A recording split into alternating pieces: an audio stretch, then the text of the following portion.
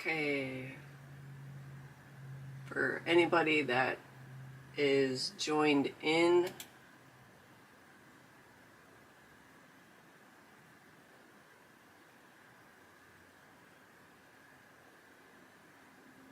let me know if you can hear me.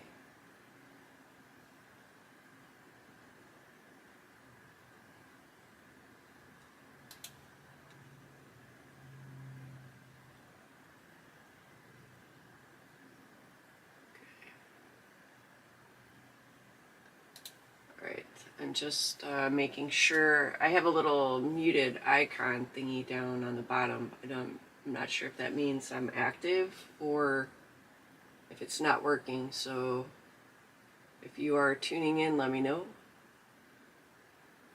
Okay, alright, no, never mind. It's active. Okay.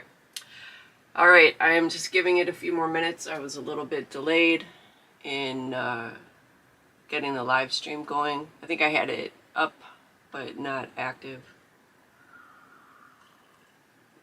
Still kind of working the coffee angle this morning. So, like I said, I'll give it a little bit for people to join in, and then I'll just get into it. I'll just get started. I'll go over what you need for doing your own DIY watercolor paints, and I will link the source video from the guy that I learned it from, and then yeah, I'll just get into it. I think all the stuff that I need, all the stuff is prepped and ready to go. It's not too hard of a process. It's a little bit time consuming. I'm doing the cheater method today of using pre-ground gum arabic. That's one of the ingredients. But I did pick up a, sorry, still working, like I said, the coffee. Got a coffee grinder to grind up the chunks of gum arabic. That's what he recommended, starting with a really good sourced gum arabic, grind it down. But for the sake of time, not only for the live stream, but also for getting the project done, I'm making watercolor paint kits, and my friend Dawn recommended getting these little paint pots to use. I don't know if you can see. Let me see if I can hold them up. They're just little plastic ones. I figured these would be easier and faster to fill for gift kits that I want to give out this year. Just because we have no idea with all the tariff hilarity going on, and that's the most I'm going to talk about this because it is just one ginormous headache. So I figured if I can just put quick, easy, grab-and-go gifts together this year, then that might help out a lot of people if they're struggling to get stuff with either the price or the availability because of the reduction in shipments that are coming into the States. So, you know, it is what it is, and do what we can while crap gets sorted out. So, like I said, that's all I want to talk about on the tariffs, because it'll just give me a migraine. Because, you know, as if prices are already not hilarious enough, but okay. So I'm going to sip some more coffee. So that is the reasoning behind the focusing more on grab and go this year, because it really could end up helping people out if they're struggling to find something for stocking stuffers or quick little gifts for somebody.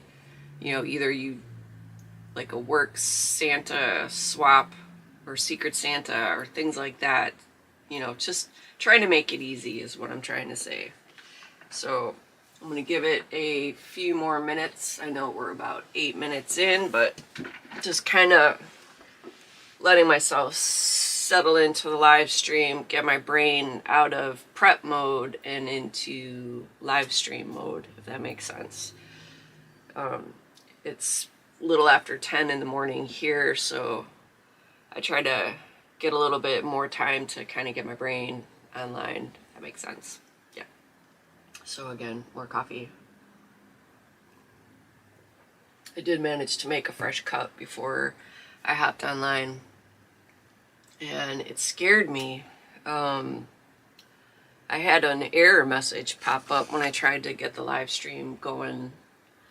So thankfully, when I got out and got back into, I use Streamlabs desktop is what I'm streaming through. And at some point, I do want to get the, sorry, I gotta refresh the chat just in case. I never remember to do that, and I am so sorry. I do want to learn how to do a live stream from YouTube and to Facebook simultaneously. I have the option here in the Streamlabs, but I don't know how to set that up. I tried it once before, but I think there's some settings I have to go through on the Facebook side that I don't know how to do yet, but I will get there, and then that'll make it easier for people that may only know me on Facebook, either through my channel now or being on Dawn's chat group or Facebook group. So that is something going forward. And once I get started, then I'll, just do the chatting and the update, what's been going on. There's a lot of stuff going on in my family in the background. I'm not going to go into that here, but it took, a lot of time away and stuff that had to be worked through in the background. So that's where scheduling and staying consistent with content made it hard, a little bit harder to keep consistent for a while. And then now also being back to work as the lunch lady, the school year has started. So there's that too, settling into the new year. But I think we're good. We have about 7 weeks left, 7 or 8 weeks before the first official craft show.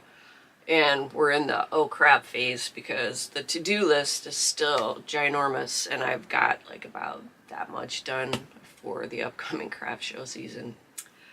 You always feel like you're gonna have more time this year, but no. So, okay. All right, one more glug of coffee, and then I've already blabbed for 11 minutes roughly, so I'm just gonna take another sip and we'll get going. So I don't get distracted, I will go through what I'm using, what are the measurements. I did write that down. My notepad should be in here somewhere. And then just kind of go through an overview of the process. But like I said, because I'm new to this, I will link the source video in the description once the live stream or the replay is active and I can post in it. It takes a while for the YouTube to process it, so I may not be able to put the link in there right away. So just keep an eye out for it, because nobody's going to be able to explain the process better than the gentleman that I learned it from. So this is not my recipe.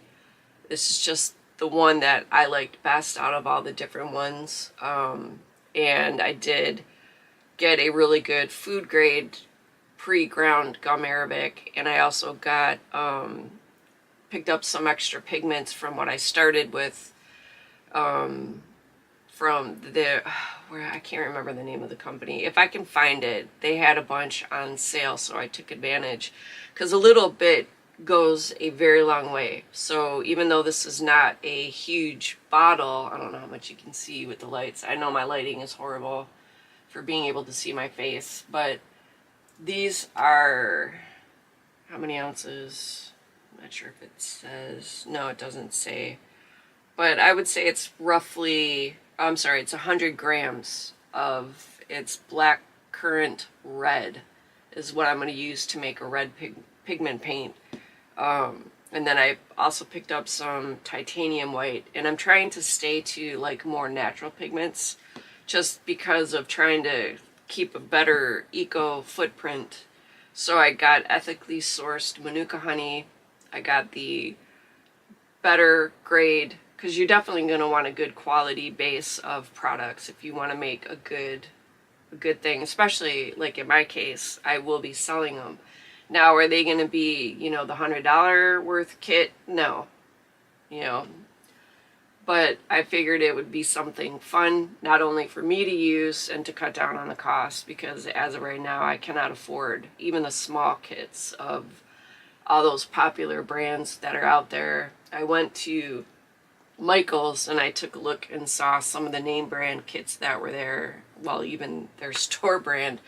And I looked at the prices and I'm like, no, this is not in the budget. So over the long run, you know, you have the initial cost of the supplies, but in the long run, it's going to save me a crap ton of money on doing it this way. And it's also fun because then I can make custom pigment colors.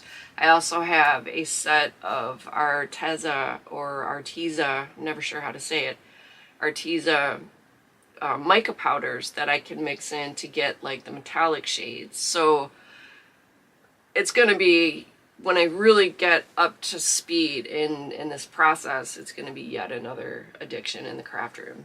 But it's got a good payout in any case, just because, you know, at this point I can use up the watercolors that I have, but after that I don't ever have to buy another set of watercolor, and I like that a lot. You know, briefly touching back on the economics and everything going on, I think DIY things are going to be really critical right now to help people get their crafting needs met. You know, we can't make everything, unfortunately, but I will be coming out, I'm sort of jumping out a turn of what I wanted to do for live streams, because when I'm done with this, the next live stream series, what I'm going to do, I talked about it briefly in the little mini series that I put up over the summer. I'm going to do DIY texture paste, stencil paste, gessos, things like that. You know, as much as I can make for myself, I'm going to put up the DIY to show you how to do it as well. And, you know, if you can get a hold of the better kind of like base products, like the glues or something like that, then get them if you can. But if not, this is something that can be done with whatever budget glue you can get, or, you know, whatever product you can use to mix in, like baby powder, or I think cornstarch is another one, to add in to get that texture, to get the grip for like a white gesso, you know, using the discount stores white acrylic paint. You know, there's a lot of ways to shave off some of the funds, and then that way we can maximize our budgets to being able to buy the things that we cannot make for ourselves. Like, with the exception of, like, I'm learning how to do digital content, and I'll chat a little bit more about that a little later, because Dawn made a really pretty art journal page using one of the images that I had sent her for the digital content that I've got on the Shopify store. Because digital, if you have a printer or access to a printer, that is also something that can cut down on cost. I can do some printed copies, but it's kind of limited, especially with the shipping. Primarily US, I can ship, especially right now, I can ship to continental US stuff. And doing the digital also cuts down any overhead, and like on your end for shipping, there's no shipping or anything like that. But if people do request a set of papers, then, you know, being that it's a continental US shipment, I can get the cheapest, most cost-effective shipping price and factor that in, or I think it calculates it. Been a while since I've shipped anything, but in any case, long story short, I think as going into the rest of 2025 for the upcoming holiday season, and, you know, whatever goes on for 2026, I think being economical with what we're getting, you know, what can we learn to make for ourselves to be able to get the stuff like card making kits and stuff like that that we can't exactly make ourselves. You know, I can make some craft papers, but it's not exactly the same, you know, if that makes sense. I can't make my own manufactured stamps or stencils or anything. And at this time, it's not practical. Where would I find somewhere? I have no idea what's available in the US, and I don't know that that would be a part of my budget. So, you know, I'm having fun making stuff on the side. I've been learning how to carve out stamps just for my use, and I got these off of Amazon a while ago. I don't know if you can see it, but they're just little like rubbery squares or rectangles, whatever, and I got a lino cutter set so I can go in and make shapes. I don't have any of the ones that I've been cutting out by me. I don't want to take the time to go find them. If you're interested in seeing how I do that, I could put up another quick little video. I don't think it would be enough to merit a live stream, but I guess I can see what happens if there's any interest. So, like I said, long story short, and then I'll get into the quick list of the ingredients that I'm going to use today while we're chatting. DIY, find videos. There's a ton more outside of when this goes up, like in the replay, or if you're watching now. There's a lot that you can find for learning how to make stuff yourself. And I think that is going to not only save our pocketbooks, but it's going to save our sanity. So that way we can do stuff. If we have a craft business or something like that, you know, what is a workaround for supplies? Can we make ourselves or get or whatever it may be to keep going, you know, despite, like I said, all the economic hilarity going on. So that is the first overview, and like I said, I'll chat a little more as we get going. But what I'm using today, again, just doing a quick recap, there is gum arabic powder. I'm using the pre-ground, but in that video that I mentioned a bit earlier, the gentleman recommended finding a really good quality crystal gum arabic and grinding it down yourself. You can grind it down in the mortar and pestle, or I'm not sure if is that pestle? I don't know, whatever it is. It's the thing where you grind up like spices, that thing. And or a coffee grinder, which I have both. So, because the one mortar and pestle I have in the kitchen, I never used it. I think I've had it for, I think, almost 20 years, and I've used it maybe twice. So in here, I will likely use it a lot more. So I just moved it in here, got the coffee grinder that's only for the gum arabic crystals. But again, for today's sake, not only for noise, but also for timing to get through faster, I got my food grade pre-ground gum arabic powder.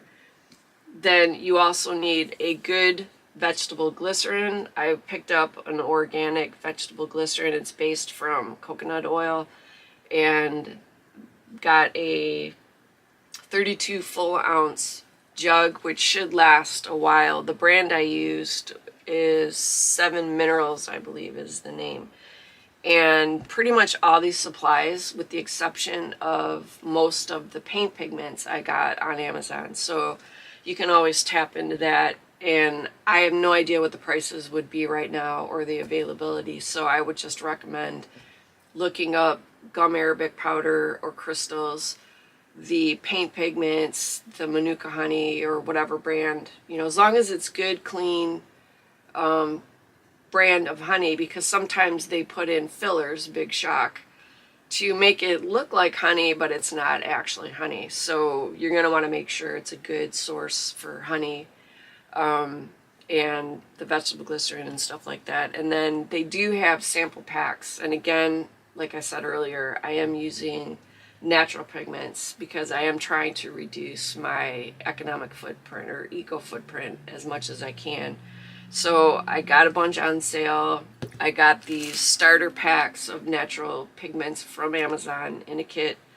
So just find what is going to be your best source. If Amazon's prices are not enough, then, you know, go through Google and see what you can find. Because there could be a local vendor in your country, wherever you are, that will get you the best price and still be a good quality product. So again, it's gum arabic crystal or powder, vegetable glycerin. I'm using honey. In this case, I'm using the Manuka style honey, and then your paint pigments. And again, I'm using the natural pigment powders. I have no idea what the cost of any of these items are right now or their availability, like I said. So just take a minute and do some search, because I don't want you to have to pay more than you need to. So, you know, sometimes Amazon actually does not have the best price. So check all your options before you commit to that sale. All right, one more swig. I also swiped, because I couldn't find mine, I swiped my son's digital scale. I had a manual one, but it's not precise enough. You know, reading that dial made my brain melt, so I just had to eyeball it on that first batch that I made. But I've got the digital scale. If you can get one, as far as I know, they may still be inexpensive on Amazon, because again, that's where I got it, because he was doing baking and stuff like that for a while, and he needed the digital scale. So I swiped his, and I do have the set of these paint cups that I said earlier. These I got also in bulk from Amazon, and again, these are just the little paint pots on a stick. What is the actual term? I don't know, but they're just little paint cups on a stick. So I'm going to use these because, one, it'll be faster than trying to fill the little squares that I did in that first batch when I was learning how to do this. And these are also better. I think they cut down the cost because these are a little bit cheaper than those little paint pans or whatever you call them. Like, well, no, I don't want to do that. I'm going to get bogged down in the details. So I got my paint cups. I've got stirring sticks or scooping sticks. These are technically, why don't I just do this? I keep reaching for the camera, the face camera, but I forget about this one. These are just ice teaspoons that I picked up, and I like the stainless steel. I'm trying to use like mostly glass, metal for doing this process. So I picked these up because they have the small bowl that'll make it easier for scooping out the pigments and or mixing them in. I have some paper towel next to me. Like, as I mix the colors, I try to do one in each of these little mixing cups. They're basically cupcake sleeves or cupcake papers, and I just got a whole stack, and then I'll put one color in each and mix it up so that way nothing is getting contaminated. Sorry, air bubble. I'm trying not to be gross out loud. So I got some measuring spoons. You don't really need a lot of fancy. The biggest thing is just making sure you have quality product, and having like the digital scale will make it a lot easier for more precise measurement. If you're good at eyeballing, do that too. But for this kind of stuff, I am not. And let me see. I know my voice is going to fade out for a second. I need to find my little notebook with the notes. So give me 2 seconds to see where it's at in here. I might have left it up front. Let me just poke around here and see where it's at. Yeah, I think it's up front. So 2 seconds, I will be right back.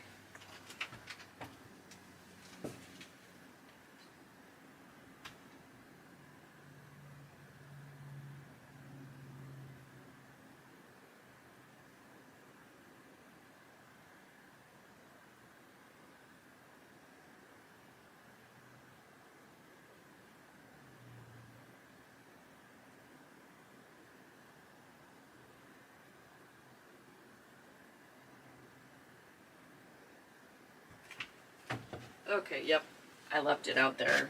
So, putting my phone down on the floor. I do have my cell phone on mute, but just in case, I won't be tempted to look at it. Okay, so the measurements for each of these items, you're going to need 22 grams of the gum arabic powder. So this is after you've ground it, if you do the option of getting the crystals. You're going to need 44 grams of hot distilled water, which I have in the cup. Well, I didn't measure that part out, but I I did preheat it up, and it's in one of my little coffee mug things, the Yeti brand, so that way I could be sure that it would stay hotter much longer. You need 5 grams of organic honey, and in this case, well, I'm using the organic honey, but like I said, find the best quality that you can get. And I believe that is a little bit over a teaspoon, because I believe 1 teaspoon here in the US is 4 grams, but that could be dependent on the substance. So 5 grams of organic honey, and then you need 15 grams of the vegetable glycerin. So what I'm going to do is crack open the gum arabic, and what you do is in the hot water, you take the measurement of the gum arabic and you let that dissolve in the hot water. Then once it's completely dissolved, then you strain that mixture through some cheesecloth. That was the other thing you need. Something to strain the gum arabic distilled water mixture through to get out any fine particles, whichever word you want to use. Again, I'm still kind of keeping my brain as straight and narrow as I can. But you do have to strain it out because you don't want to have any clumps of any like debris or anything that got ground in either with the gum arabic or was embedded in the crystals. So you just kind of got to clear out as much impurities as you can before you come in with the honey and the vegetable glycerin. So I just did a quick thing, so I wasn't trying to find the cheesecloth is what I'm using, and that is what he recommended. You need a good fine mesh material. So I've got that ready. I just kind of loosely taped it over the opening of the jar, so that way if I needed to, I could lift it off when it comes time to pour the base, or the, hold on one second, I'm going to sneeze. I hope that muted. Sorry, that was a big one. Oh, there might be another one. Yep. Am I done? Okay. Alright, I don't know if that actually muted. If it didn't, I am sorry if that was really loud. There might be another one in there because I've been discovering that the fall is my bigger allergy season for everything. So my apologies now. I sound congested, but we will make do because allergies will happen. So let me get my measurements. Let's see, 7.5. So I need 22 grams of Arabic powder. You know, let me do the water first. I need 44 grams. You know, I better grab that phone because I need to translate into ounces. Let's see. All right. Yep. Okay. Somebody texted. Don't want to talk to the Value World thrift store. So let me go in and do the quick calculation. And I apologize. I didn't think I could have done this a little ahead of time. So 44 grams, 2 ounces. That's 1.52 ounces. So 1 point, wait a second. What was that again? 1.55.2. 1.52 ounces, 2 teaspoons. Okay, so that is 1.552 ounces. 2 teaspoons is 9.31 ounces. So it's a little over 8 ounces. So I need a cup. Let's do, let's use one of these because I got the I can change the unit to ounces. So let's see if I can just keep track with the scale until I get to the proper amount, because I don't want to take the time to go grab a measuring cup when I'm right here. Oop, okay, I guess let's get some paper towel. And let me move my notepad out of range. So let's do this. Again, I am not the sharpest tool in the mornings. I was up pretty late. I'm trying to put up shorts videos and stuff like that while I'm actually working on stuff for the craft show, so that's why we're kind of getting into a mix of things on videos and stuff. Like right now I'm taking a break from card making with doing mixed media, so when you see I'm working on stuff, that's literally stuff I'm going to turn around and put into the craft show. Alright, so we got 1.8. Sorry, I know I'm taking this the technical way. This will be the most painful part of the process here. Alright, so I need another 7.3 ounces.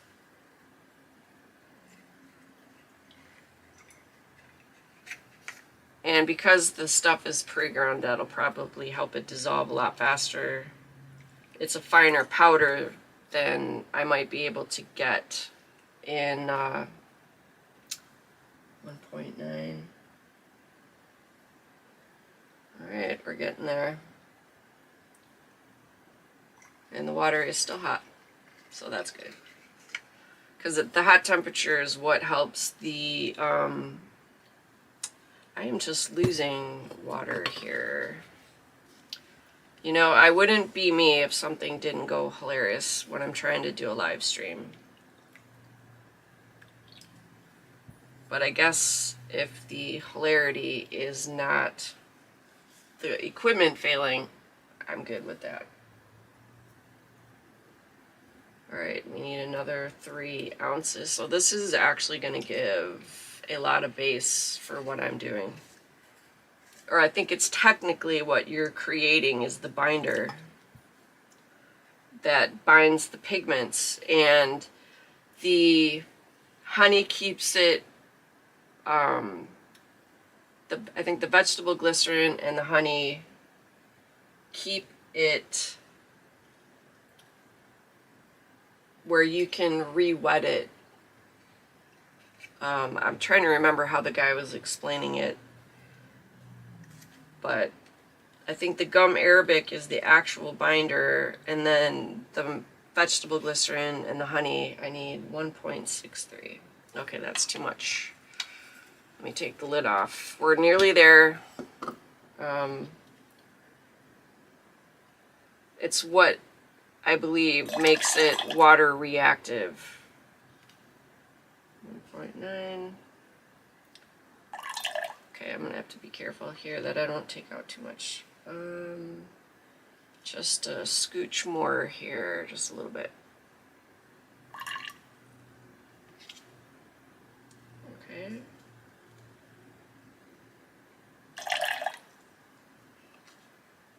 Perfect. All right, we're gonna stop there, and we are good to go now. Now I can measure out the gum arabic powder, which will go a lot faster. So thank you for your patience while I got the hot distilled water sorted out. All right, let me go back to my notes. Where's my notes? Oh, wrong way. Hold on. I have lots and lots of notes in this book. Okay, here we go. Alright, so got the hot water. I'm going to lift this up for just a second and add the powder. I figured the tape would also help keep the shape of the cheesecloth cover. So let me use this one. We need 22 grams. So let me do this. This will be much easier. So now I need to go back to grams. There we go. Alright, so there's no gram registered with this little paper cup, so that's good. So when I measure out the powder now, it's going to be just the powder, the amount of the powder, and that's all I need. So scissors.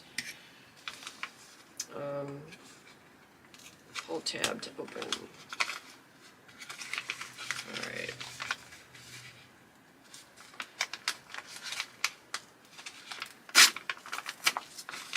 Is that good? I gotta do the other one. I can feel my brain coming back online, so we should really get up to a good running speed here in a second. So we need 22 grams of the gum Arabic powder. Just dump that in there.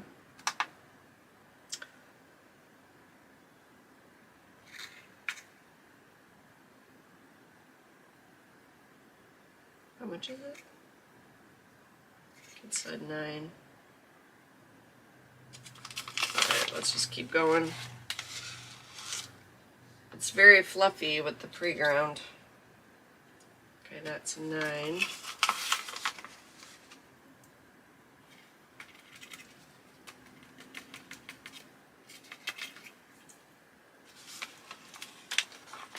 If you're a little off, I think that's okay. I don't think that's going to be too big of a deal. But you do want to keep your measurements as close as possible. Okay, so I'm going to have to take just a little bit out. Yeah.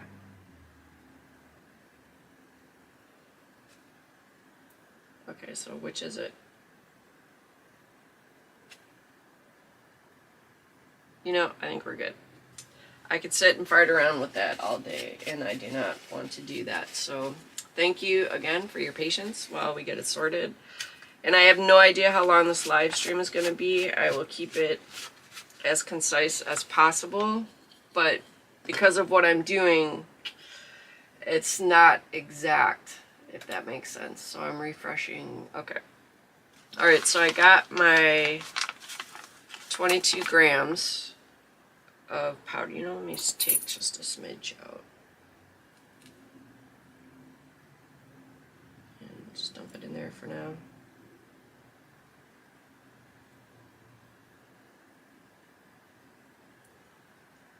It is hilarious, this thing. Well, I guess it's good to know. This is a good scale.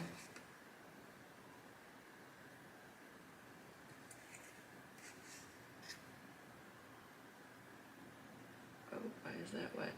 Oh, water got in there. Okay, that's why. Alright, like I said, we're good. We're just going to go ahead and dump and start combining the two. So let me make sure I don't dump it all over the desk. A little bit, I think, is okay. Alright. So it'll be like an, I'll have to make sure that there's no clumps now because I'm working with a pre-ground powder. So it'll have kind of like a straw color once it's all combined. So I'm just going to have to mix this for a bit. For a second I thought I had the mic still off. Boy, wouldn't that be hilarious. Wouldn't surprise me though. Let me get this cleaned up really quick and get this moved out. I think the rest of it here, I may go get a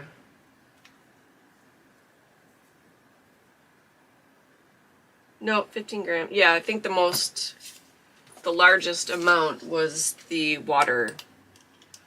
So I'm just going to have to keep blending this and mix it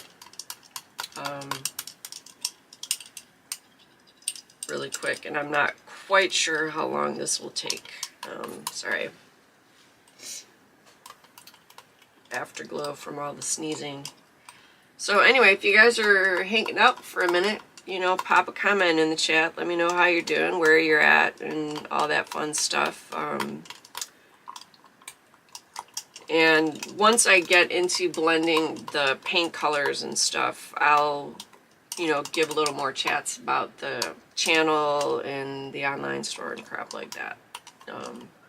But for the moment, I'm trying to stay focused on getting the components right here for the binder. So, and again, the water is still pretty hot. I can feel it, so it shouldn't take too much longer to blend out all these clumps. So anyway, hope you guys are having a good weekend. I know it's Sunday already, but hopefully it has been fun. So I'm doing pretty good here with getting some of the stuff off my to-do list. You know, not nearly enough where I need to be at this point, being so close to the craft show season, but I have been clearing out a lot of like the fake silk flowers and stuff that I picked up here and there, either from our discount stores or the one store here went out of business, Joann's. I would catch a bunch of the fake flowers and stuff there when they were on sale, on clearance. So I've been using up wreath forms because I found that the small wreath forms, the wired ones you can get from like the discount store, in our case it's here in the States, the biggest discount store I think people shop at is the Dollar Tree, because they have so many craft supplies now. And I picked up a bunch of the small wired wreath forms, and I found that at Christmas when they sell their 15-foot long, like, it looks like a pine branch, it's flexible, you can make a garland with it and stuff like that, or fill in on your fake tree or stuff. But I found that the one 15-foot strand will completely wrap around that small wreath form. So I used up all the little garland strands that I had purchased, and then I was able to wrap 10 wreath forms with them. So then I had to go in, and this year I made sure that I could finish making the wreaths. So I used up a ton of the fake flowers. I still have some left. I don't know what shows, but off here to my left are what's left from the stuff that was stored in that rack. And then I have more off to my right here on the wall. I took a card kit, or not a card kit. It's a rack I use to display my greeting cards at the craft shows.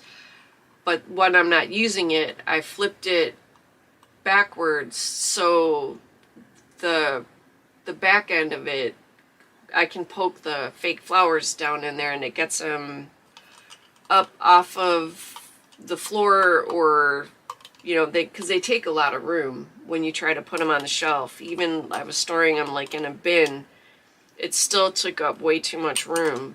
So I figured out how to utilize that rack, that card rack, and store the flowers in there. But if I put it all together, I probably only have about 25% left of the stash that I had on hand, which is good because I've been keeping myself out of the stores and trying to force myself to stash bust what I've got. So with the 10 wreaths that I got done, the busted canvas that's in that video I put up the other day, plus the little reverse canvas project I popped up last night, that has used a ton of the flowers, and I'm very happy because they have just been sitting here. And every year, oh, I'm going to do those wreaths this year, and then it never happens. So I'm making it happen while I take a break from the card making. I'm almost done, by the way, with the mixing, so thanks for hanging in there with me. But I've done so many cards, I had to take a break because I was just flatlining with how to lay them out and stuff like that. So I'm rebooting my card making brain by doing mixed media, so that way I'm doing something and not just drooling into my coffee, which is how most mornings start. Today was no exception. So, alright, this, sorry, I need to hold it up because I can still see some chunky bits, but I'm not sure if those are clusters or not, or if it's just stuff that got filtered in, little bits of stuff that got mixed in with the powder. But I think we are almost done.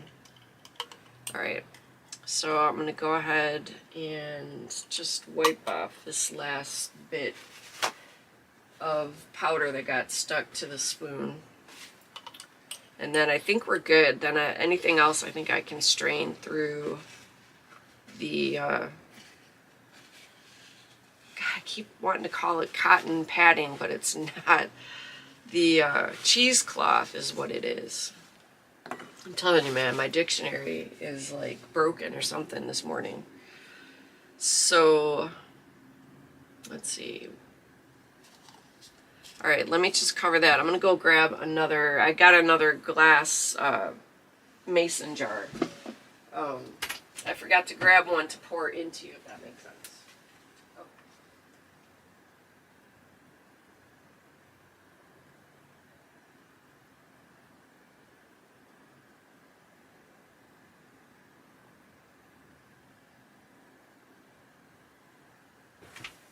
Okay, sorry about that. These are the days. I am so grateful we have a small house. That is helpful beyond anything I could imagine, especially when I forget crap. So I'm going to go ahead and pour in here and strain out some of the excess stuff. I'll probably give it another little swirly whirly just to be sure. Let me take that off, and I'm just going to pop it down in there. Okay, alright, so just checking. I'm using the light here to see if I can see any floaters in here, and I do not. I think the last little chunky bits got filtered out, so we are good to go. Now we are good to add the honey, and I don't think you have to go in any particular order, but I am going to do the honey first. And I have this this little words, Rachel, oh my god. Whatever this is, I am brain farting. I'm using this because it has the measurements that I need. So if 4 grams equals 1 teaspoon, then I'll just fill this up a little bit more and that should be good to go. So let's see where that measurement is, because I know this whole thing is not going to be a, let's see, 15 ml, 1 teaspoon. Oh, that's tablespoon, duh. Okay, so, all right, we'll take a little bit of that off. That's a little bit too much for the mixture. All right, so that is good. Let me set that over there. And let me take this back off. So I got more room to scrape the honey out into the mixture. So let's do that. All right. So I'm just going to poke it all down in there and scrape it off. And if this is something that you want to try, don't use me as an example. When you practice enough, you'll find a method and a way of doing the stuff that works for you. That's the good thing. The important thing is sharing the information, and you know, you don't have to be as whacked out of a demonstration as me, so that's good. Because, you know, again, I'm not me if something hilarious doesn't go on while I'm trying to do this stuff. Okay, and this is probably the longest part of the process, is just getting the base ready. And it would have gone a lot faster had I thought to pre-measure the stuff, but of course I did not. Alright, so I think we got all of that. So let me dump that down in there. Trying to keep the dirty stuff together, because I'm only going to make the one batch of base, because you can get a lot of paint out of there. Definitely more than what I would need to do like this off-the-cuff demonstration. So now I need to figure out, yeah, I only have the tiny, I'm not going to go back up. I'm not going to go back up. I can figure out how much glycerin I need. So let me get my calculator thingy back out, and I need to know how many teaspoons, 15 grams, 2 teaspoons,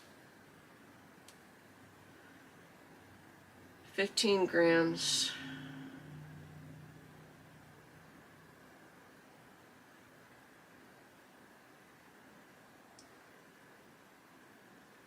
okay, so 15 grams, so it's about 5 grams per teaspoon.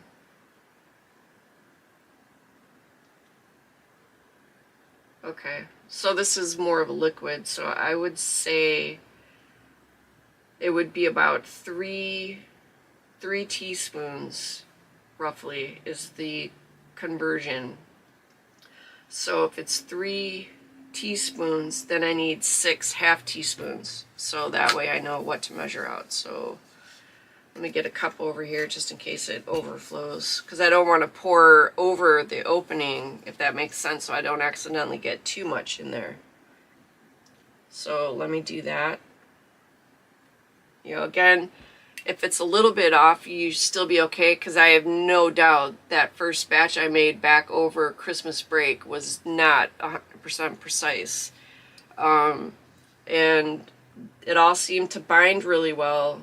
And I can show you my little, I know the little sample paint kit I put together to use of the stuff that I made shows up in videos here and there, but my biggest issue on some of them was not blending in the pigment completely, so it was kind of clumped. It still worked fine, so you just want to make sure you give yourself enough time to blend. So this is 3, I need 3 more half teaspoons of the vegetable glycerin. And then we should be able to get going and adding in the pigment. So, you know, this is why I didn't want to put a time frame on how long this live stream would be. And if you end up coming back to watch on the replay, then you can just kind of skip around to parts if you want to go through, if you don't want to see the process of making the binder and you just want to skip to the pigments, you can do that too. No problem.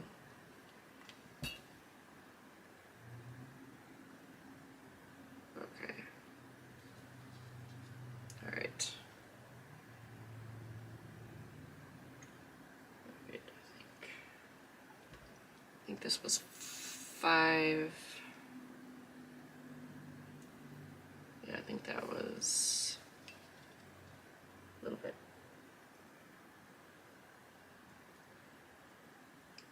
Okay. All right, I think we are good on the vegetable glycerin. So let me just swirl that around to get the excess off, because it does have a thick coating, so that will kind of fill in. So I tried to be careful on that last little teaspoon, just because I was also going to be picking up what was stuck to the half a teaspoon thing. think I got it. All right, perfect. Dirty stuff goes in there. And we are pretty much ready to go for the binder. I'm just going to make sure that it's all blended together, and then we can get started with the blending paper towel. Sorry, I got a couple dribbles of the vegetable glycerin. Fell down. Okay. Alright, let me move that, and we are good to go. So again, the conversion to get the 15 grams of vegetable glycerin breaks down to 3 teaspoons or 6 half teaspoons, depending on what you have. So let me also move that out of the way. Yeah, I only need one of those, because I kind of do just like one color at a time, and then I'll fill up the containers with that color until I run out, and then I go to the next one. Because if you stop and you try to go one color at a time, you know, where I'm filling a different color in each of these at one time, that's kind of a pain in the butt. So I'll do like the first color I want to make is blue. I love the blue color in the pigments that I got in one of the first packages I bought a couple years ago. It's really nice bright blue. It's like an ocean blue. And I need to make more of that, so that's the color I'm going to start with. And for this color, I'm only mixing in the blue powder.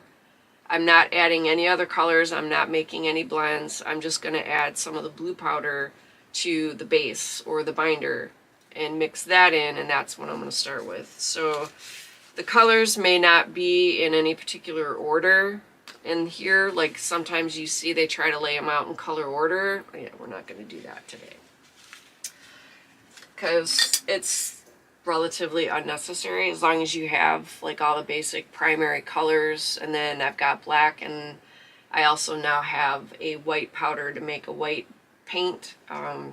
That's all you need. Being in chronological order or whatever is not really necessary, in my opinion anyway. So let me move the scissors, let me move my book, because this is the most. And then I would recommend just adding in a little bit of paint powder at a time for the blending, because again, sometimes if too much got in there and I didn't blend it enough, it will get clumpy. Still usable, but you know, I'm going to try to keep it where it looks aesthetically proper, if that makes sense, for selling them in the gift kits. You know, having them chunky monkey to give to friends and stuff, or to use here for myself, I don't mind, but I do want to make sure that I can get it to look as professional as possible. So, okay, so I'm just doing another quick blend here, making sure everything is mixed in good, and then we can go. And then what I do is I just take some out and put them, like I said, in one of the cups, add in the pigment powder, and then I go. So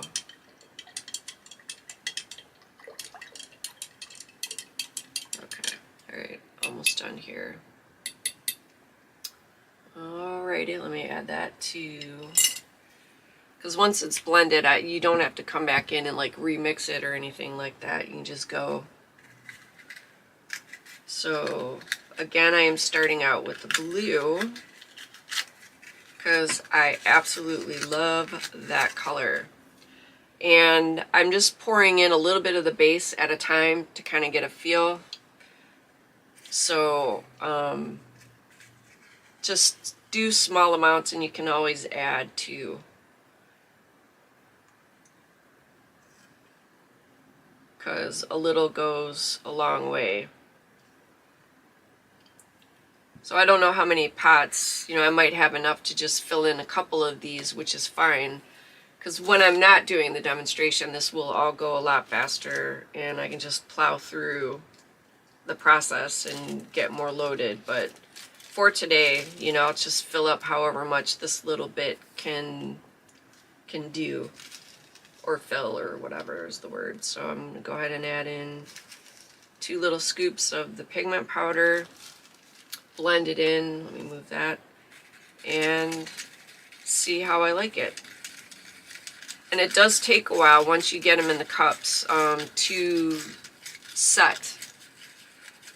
And I think I gave like more time. I think they say give it like 24 hours before you use it. But I think I gave, let me wipe this off. I don't want to get the pigment powder wet, so I need to wipe that off before I get more. But I just love that color. Let me see if I can zoom in a little bit. I think that's about as far as I can go. But love that color. But I think I want to add a little bit more pigment, so let me get paper towel. And it will stain your fingers, so if you don't want some of the colors to stick or to, you know, get it on you, then you can wear like a good fitting glove. I would not recommend anything that's kind of loose for this, just because it makes it hard to, if your hand is sliding around in the gloves, then it can make it difficult to blend easily, or, you know, stuff could get stuck to the gloves. If you get some of the binder on you, it's going to be kind of tacky. So if you want to wear gloves, go for it. I don't mind. And you can just make sure that it's a good fitting glove so your hands aren't sliding all around inside. So I'm going to add a little bit more, and this should be good before I pour them into the cup. And the reason I figured these little paper cups would be good, it's something you could consider, or if you have like a bunch of little silicone cups, it's good to have that flexibility to make a spout when you're pouring them into whatever you're filling the paint into. So having the little, they basically are cupcake cups, little papers. So that makes it a lot easier to form a spout so I'm not spilling it everywhere. Because you can see how I get with a wide lid. Or even the lid to the Yeti for the hot water. You know, I've learned to accept my lot in life. And that means I'm going to be accident prone. So let's wipe that off. Because the nice thing with the metal spoons is they're easy to wipe off, and makes it faster to be ready to pour or mix the next color. So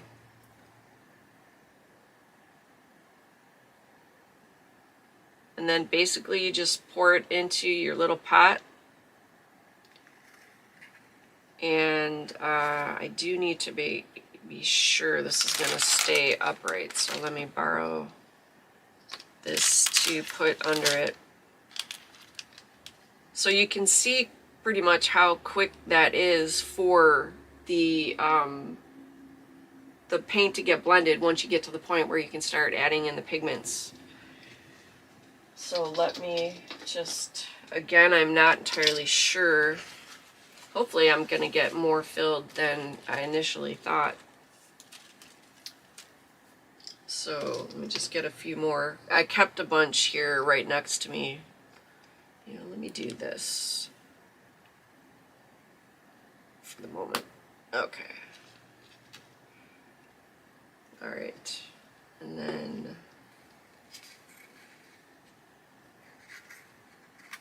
because if it's not straight up, then I think the paint would set at a angle. So I'm trying to keep it as upright as possible.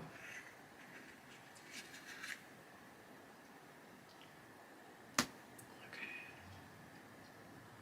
All right, so that's that. And then once we're done, what I'll do is carefully flip the lids open so that way they can air dry better. But for now, I just don't want to knock them and spill them. Because, you know, I'm not going to keep beating the dead horse, but I am accident prone.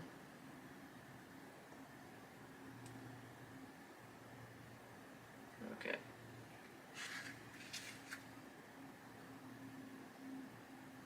And I think I can get one more in here.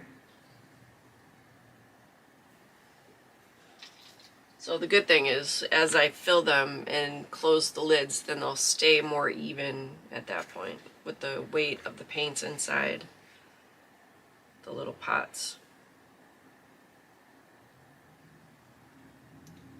So I'm not trying to be quiet here, but making sure I'm actually getting the paint inside the pot. Closed and closed. Okay. And these pots were like really inexpensive. Again, I got them off of Amazon, like a bulk case of them. So these will last me probably 2 to 3 years, depending on how quickly I go through the little gift sets. So I was trying to also think ahead, especially when we were starting to get word about the tariffs and all that were going to be getting put in place. So I tried to stock up where and how I could early on. So I've had these for a while. Again, I have no idea how much the current cost is, but I'm going to keep this little offset in my stash for like a sample to use in projects, so that way nothing is wasted. Alright, so we got the blue. That's done. And I can hang on to that if I want to mix it and make purple. Then I can reuse that. But I want to try out this red. These, I'm going to do the red and the white next because these are new. I didn't have red, really. Not the red I'm kind of looking for, or white, when I did that first batch. So I'm going to have fun with the colors that are new to me. Okay, this feels like this is 2, but maybe not. Okay, maybe not. Alright, just filling in some more base. And I think for today, I think if I cover the bottom, like just put a good layer to fill up the bottom of the little paper cup, I think that's good. Just so I kind of have a reference to know how much to use per color. And if I run out of base, I'll do that offset. I'm just going to work with what I got. I'm not going to take the time to make more while we're sitting here today, so I don't want to take up any more of your time if I don't have to.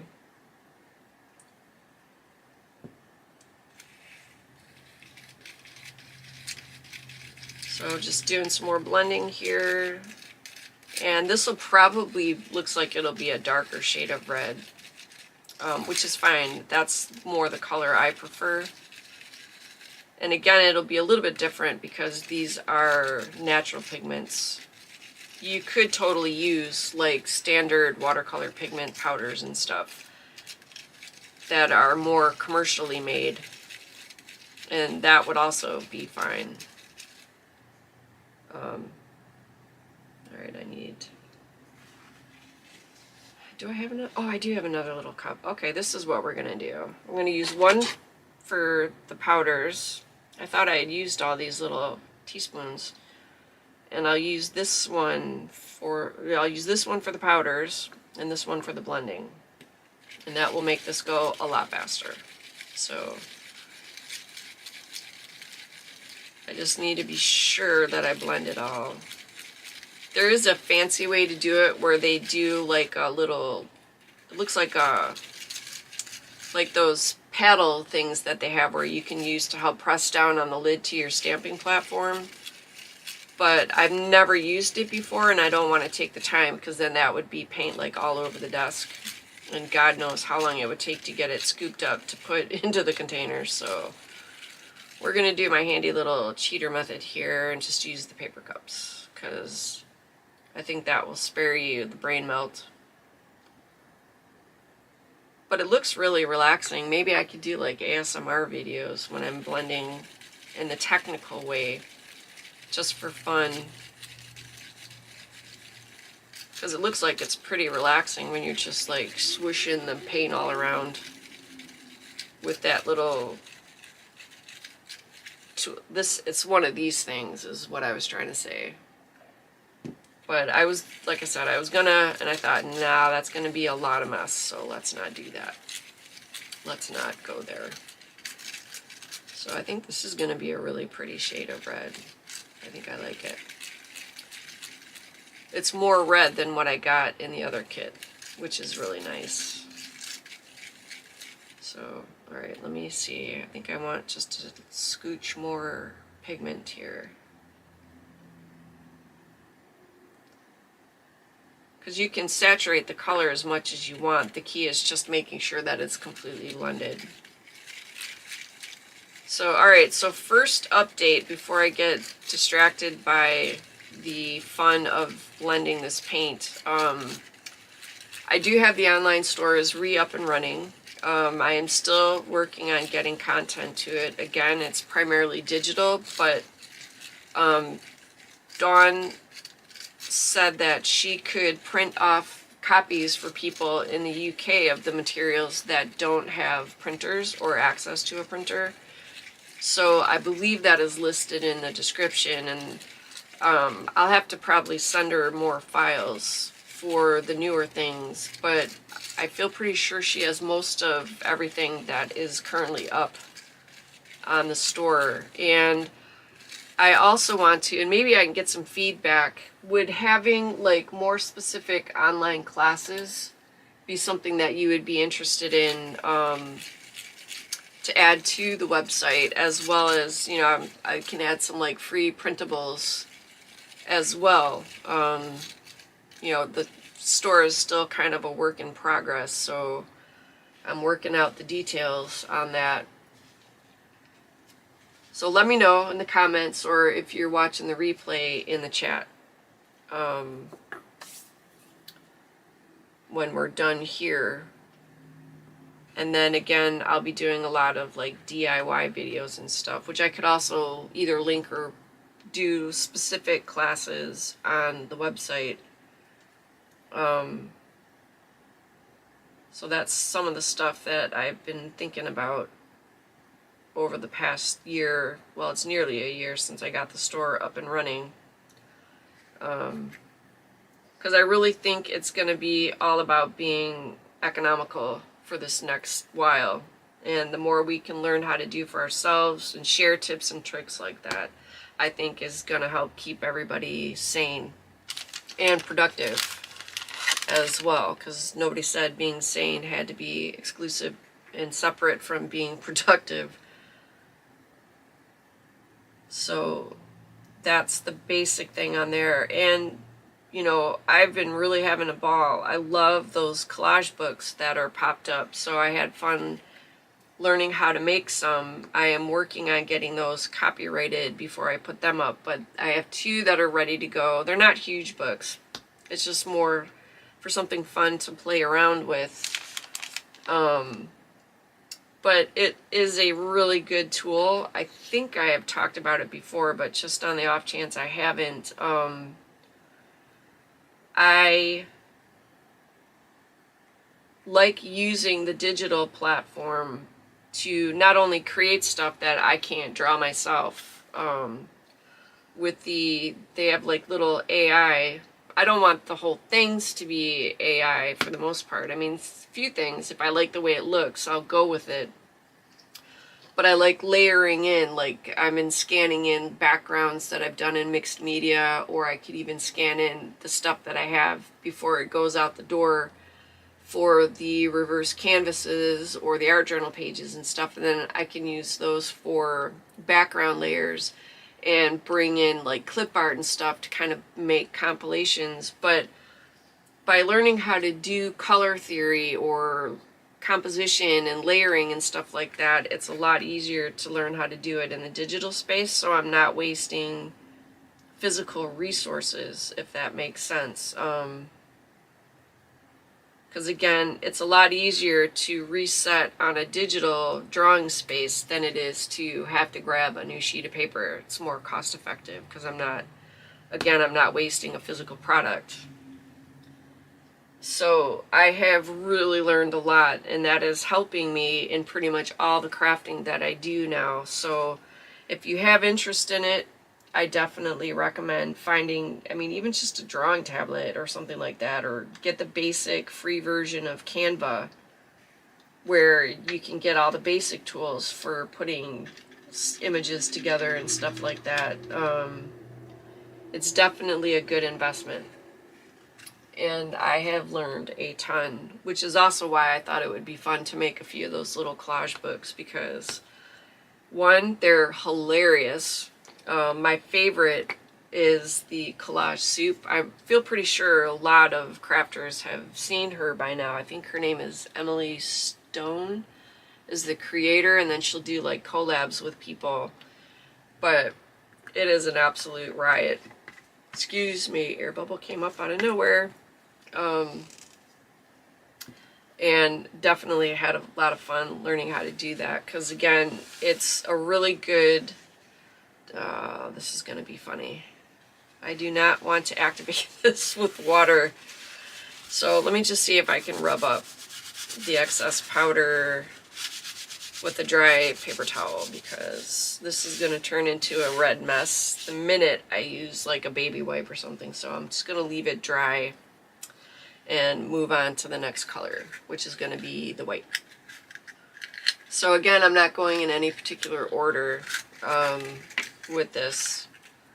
So now we're going to do the white.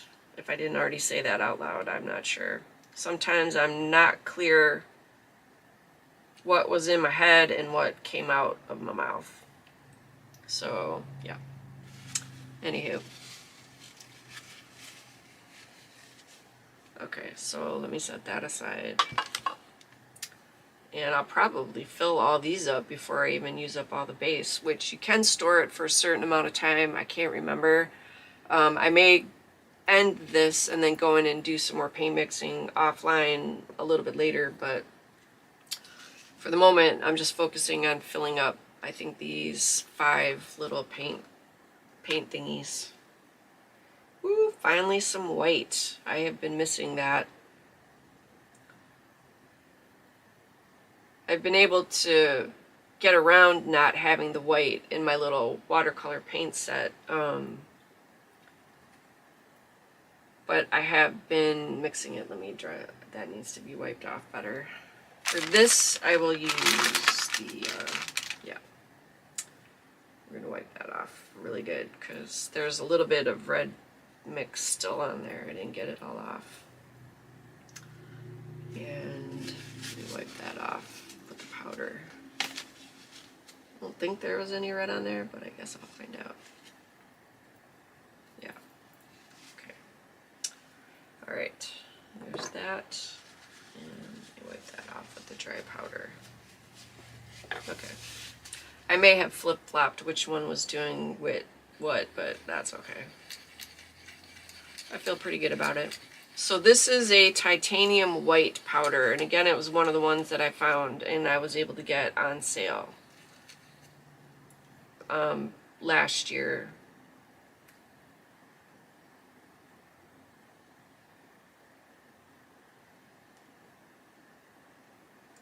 Sorry, I'm just trying to scoop out a good bit. Okay, all right.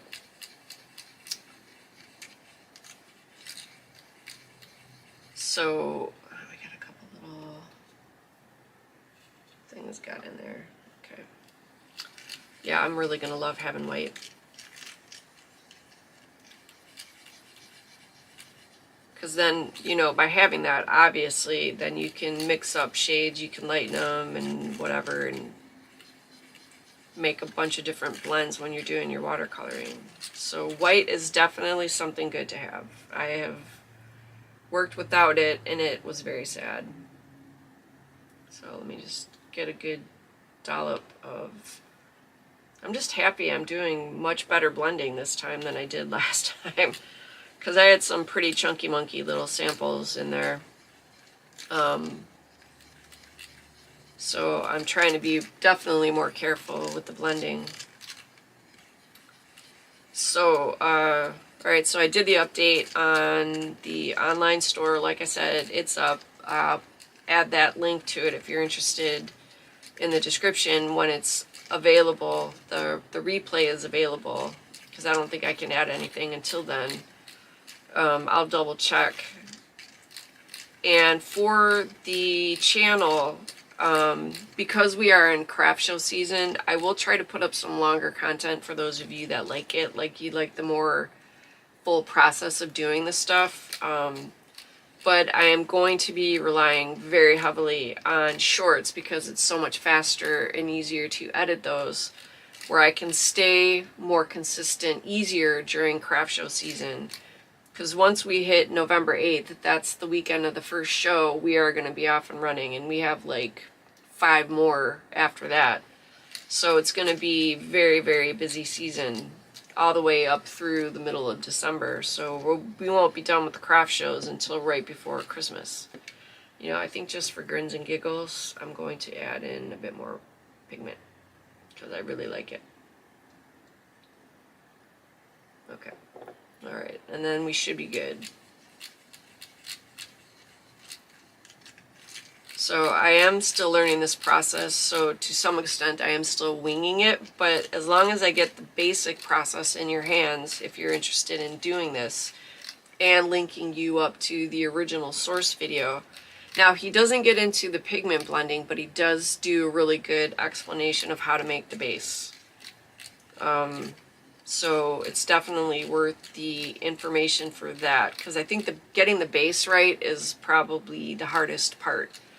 And then from there you can find a bunch of other videos of using different pigments and stuff like that outside of what I'm doing in other tutorials. But I wanted to kind of give an overview for you guys doing these start to finish. For you to kind of have an idea if it's something you would like to attempt. So that's enough of the white. So let me wipe that off. Let me close that up and wipe this off so I don't forget, because I think I did not wipe it off after the red, but thankfully there must not have been anything on there, otherwise that would be pink or pinkish. You know, let me just move this completely out of the way because I feel like I'm going to start knocking it, because again, I am apparently without borders, and I will crash into, knock over, or dump so many things. Okay, so now we are filling in for our white. And again, I think he recommended, or a lot of the videos that I've seen recommended letting it sit for 24 hours, but me being me, I'll go a little bit longer, just, you know, to feel safe that it's completely set before I go in and try to use it. So I believe that is what I did with that first trial run I did back again over Christmas break. And it's something you could get a lot done in just like a day or half a day, depending on how quickly you're able to work.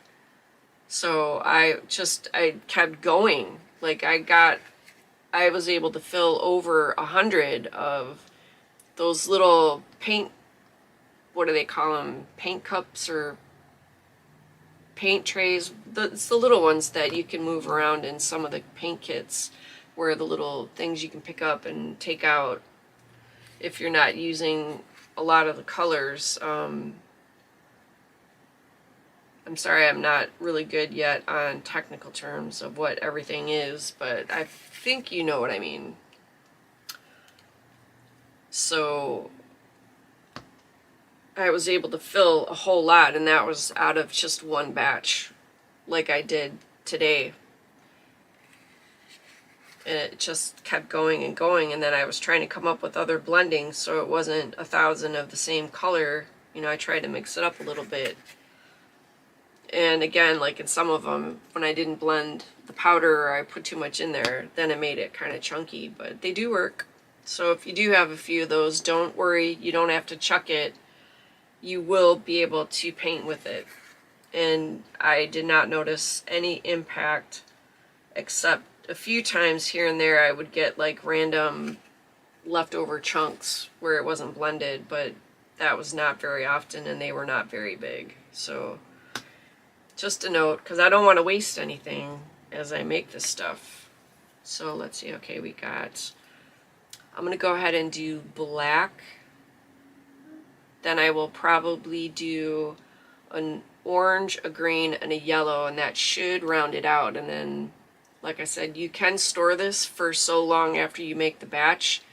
I think you can store it in the fridge for so long. The guy, I believe, will tell you that in the video. I just can't recall the data, and I forgot to jot that down when I was making my notes.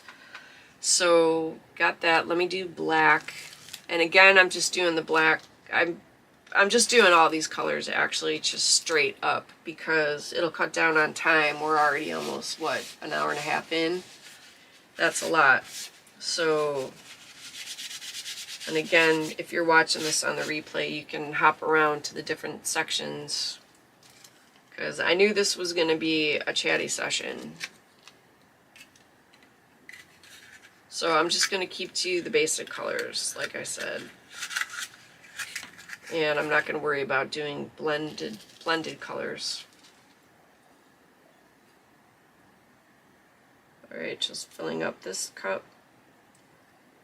So probably maybe like another half hour. I think by the end of this session it'll probably be just a couple hours, maybe a little more. Let me wipe that off.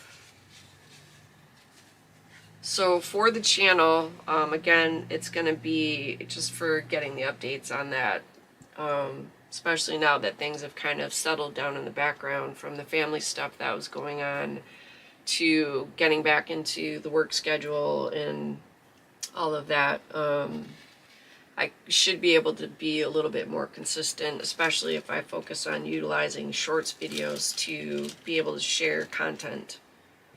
That was the stirring stick, I think.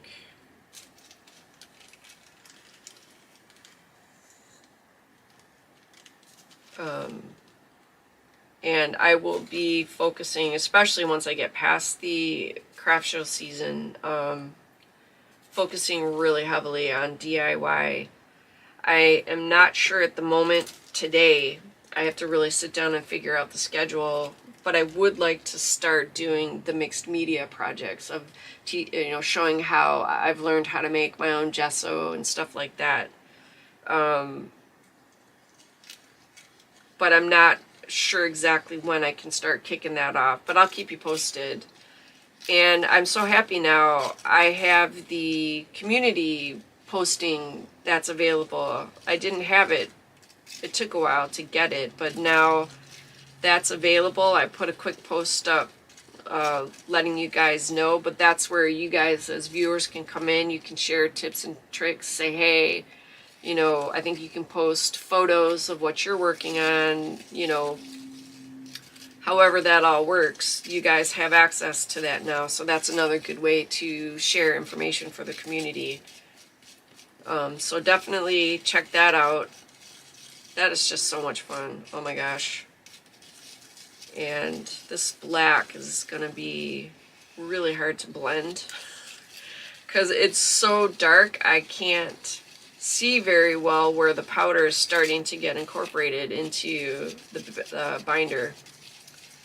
Okay, there we go. Now it is. It's starting to get a little shiny in the light. So, yeah. So there's that. So channel will be getting a lot into like stash busting, using up what we got. That's still huge because that's still something I need to focus on. And DIY stuff, making your own product, when and where we can. So I'm going to focus on the basics and go from there. So stay tuned for that because I really think the more we can help each other learn how to make our own stuff is really going to help, like I said, because we're going to have to be more targeted in our budgets. We're not going to be able to buy all the stuff that we want to. So where and when we can make it ourselves, that is going to be tremendously huge. And then, like I think I was saying at the beginning of the live stream, by being able to make as much as we can, that frees us up to be able to buy the stuff that we can't make. Like I can make so much paper, but I can't do the whole thing like you see in the standard card making kits, or being able to get the card making kit. You know, I don't have the capacity to make stamps, coordinating stamps or stencils and stuff like that. So, you know, I'm just kind of focusing on what's most economical for you guys. And then if you don't have printer for like the digital content, then I will try to get the cost down as much as I can. Dawn was gracious enough to say that she can print from there, and then what I can do is just reimburse her for the postage. You know, because I'm not going to leave her hanging dry for the cost of the postage if it's the papers from my stuff. So, no, that it will not be a thing. So she could send me an invoice through PayPal or whatever, and I can completely keep her up to date on the cost of shipping on her end if anybody wants to pick up the paper collections. So as of right now, again, because I know there's areas that are currently not shipping to the U.S., at least not through, I think, the standard country postal services. I don't know the complete list, but I think it was something like 25 countries are currently not shipping to the U.S., and I totally get it. So that's where digital content can be good if you're interested in it. If not, you know, that's okay too. But for those of you that are here within the States, it could be an option if you're having difficulties getting stuff outside, you know, because this is a community of teamwork. And at the end of the day, we only really have ourselves and each other to help us get through it. You know, we help ourselves by learning how to make stuff, but then we can help each other by sharing resources or making resources easier to get. So I am big on community, you know, for as much as my posting schedule for videos and stuff has been mental. It's not because like it's all about me. This is community. It's a community of we, not me, I think is the phrase I've been hearing people say, and I agree 100%. So anywhere and anyhow I can help you guys, I am more than happy to do so. And this black is really hard to blend. Like getting the pigments to blend in with the binder it's been hilarious. So I'm going to go a little extra longer on blending out this black just because it's been a little bit more difficult to do. So yeah, you know, and I think for safety's sake, I'm going to wait till tonight to try to reopen these little the little paint cups, because my luck, I will spill every effing one of them. And I do not want to do that and undo all the work I've been doing here with you guys. So, anywho, yeah. So, okay.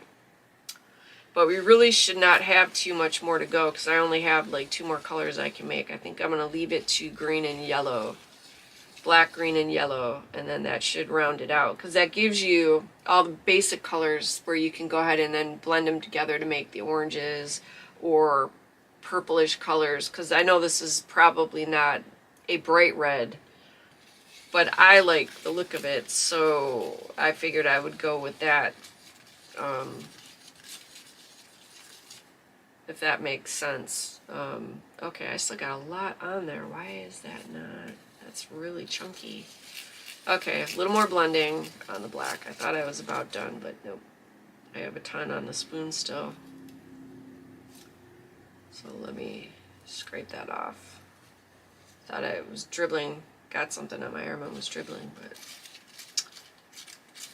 okay. Alright, I think we're gonna be good here. I think despite my best efforts here, I think the black is gonna be a little more denser, a little more, might be a little bit more clumpy things going on there where I can't see. Okay, so let me wipe that off really quick. I'll come back with a baby wipe here in just a second, so let me keep that there. Let me get this picked up. Yeah, it's just gonna mess with the baby wipe. Ooh, I almost blew it there. My hand nudged that little paper cup. Boy, wouldn't that be funny. Alright, let me bring this one over. So yeah, probably about another half hour-ish to complete our project today, getting you guys the updates on the channel. So lots more DIY stash busting ahead, primarily probably, especially making stuff will come in the shorts form, and then I'll try to keep any full-length videos to a minimum, just to cut down on time if I'm doing DIY crafting projects and stuff like that, or stash busting. So stay tuned for that here on the channel. And like I said, the website is open. Oh, that was a bit much. Let's see if we can carefully take some of that out. Yeah, we'll just use this. And again, I think I had also said, just as a reminder, if you have like the silicone cups that you can reuse, like if you do resin too, you can use those for blending the ink colors here. You don't have to do the paper cups, but this is what I have, so that is what I grabbed. This is what was easiest for me to pick up. Right, so I'm going to go ahead and shut that so I don't spill it, because that is pretty full. Okay. So now that there's more paint in here, they're definitely staying more level. So I feel good that they'll dry flat.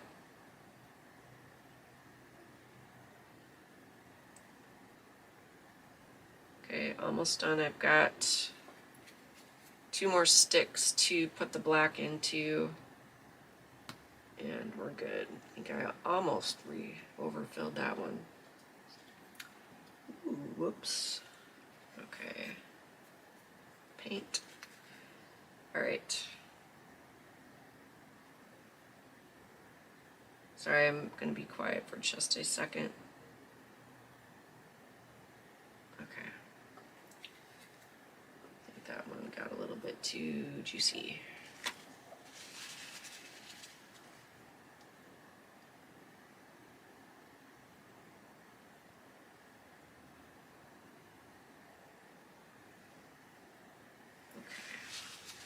That should be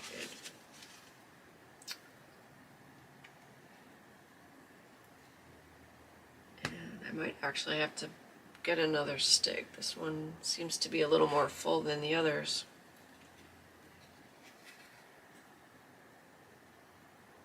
So thank you again for your patience with all the stops and starts. And it does take a while to really learn how to speak and run the live streams, so it's still a work in progress for me of learning how to do all these things and keep it consistent. So I mean, today was kind of a little bit more of a casual day anyway, but I do need to get better at putting the chatting and stuff in the material, keeping it to like kind of a classroom type setting, or like if I'm doing a demonstration, like a live demonstration. Yeah, I'm just going to go ahead and start these with the black, and then I can fill them in later. Yeah, I had a lot more black in here than I thought.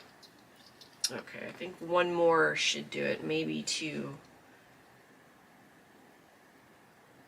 Maybe 2. But it is a really nice, rich black color. So I at least was able to practice doing shading with the black tones to make like darker combinations and stuff. And now that I have the white, that'll really be fun, because now then with the black and the white I can make shades of gray and you know, stuff like that, of course. And let's see, can I squeeze out enough for 1 more?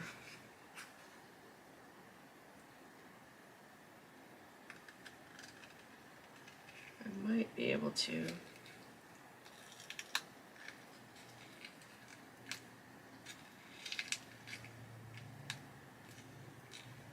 Okay, I think I just had enough.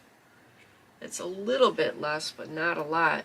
And if I'm unsure that it's equal, then I can always knock a little bit off the price if it ends up in one of the little watercolor kits. Because what I'm going to do as a craft show idea, if you're interested in, if you pick up the making your own paints, I don't have time to chop down paper, so I found some inexpensive 4x6 sheets of watercolor paper.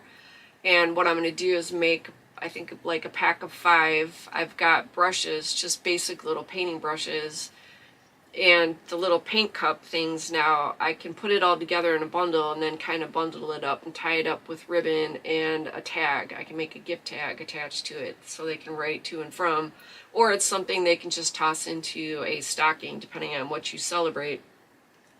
You know, you could pick up stuff at the craft shows for birthdays if Christmas isn't a holiday that you celebrate. So, you know, I don't try to come into this assuming everybody celebrates the main holiday we do here in the States, which is Christmas, you know, just because there's so many different cultures within the country. So I try to keep things that can be utilized as birthday gifts, so that way, you know, you can open it up more to the wider base. Because there's people, you know, that maybe are hitting the shows again for birthday or anniversary or thank you gifts and stuff like that. It doesn't necessarily have to be Christmas. So when I'm making stuff, I try not to make it all Christmas themed, if that makes sense. Like when I did the wreaths, I made some that were more fall, and then I had some that were Christmas themed, if that, you know, if I'm making, because speaking today is hilarious. So that's what I try to do when I'm putting kits together, where it's a little bit more generic depending on what that person may need. And for the one holiday shop for the children at an elementary school that we'll be at,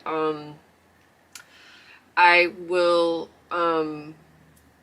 they need more like father, grandpa type stuff. So I'm going to try to focus on that when I get done getting this stuff together.